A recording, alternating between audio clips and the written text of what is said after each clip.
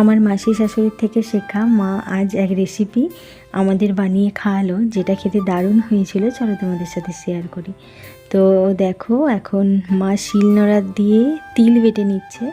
তো আমাদের চাষের তিল, আর এইদিকে পটল কেটে নিয়েছি, যেমন ভাজার কাটা হয় সেরকম। তো পটলের মুখে তিল দিয়ে রান্না করা হবে।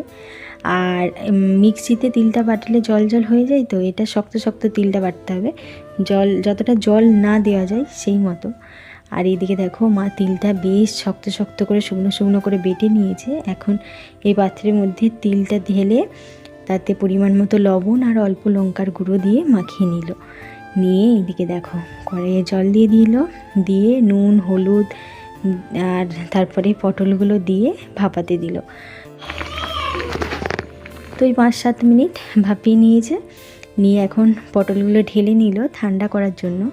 তারপর কড়াইতে তেল দিয়ে এই যে দেখো, পটলের মুখে একটু একটু করে তিল বাটাটা লাগিয়ে নিচ্ছে। তো একটা একটা করে তিল বাটা পটলের মুখে লাগিয়ে নিয়ে মুখের দিকটা তেলের মধ্যে দিয়ে দিচ্ছে। মাসিমণিদের বাড়িতে এই পটলের তিলটা দারুণ বানাই, মানে ঠাকুমা, মাসিমণির শাশুড়ি। তো ওখান থেকেই মাসিমণি আমাদের বলেছে, তো মা বানিয়ে খাওয়াচ্ছে আমাদের।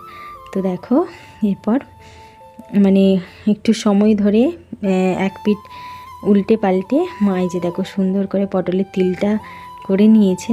তো বেশ একটু কড়া কড়া করে ভাজতে হবে, নয়তো ছেড়ে যাবে। তো অনেক আবার ছেড়েও গিয়েছে। এই যে কি সুন্দর হয়েছে দেখো। এখন ভাতের পাতে নিয়ে নিলাম। তো আমি কখনো খাইনি, প্রথমবার খাবো।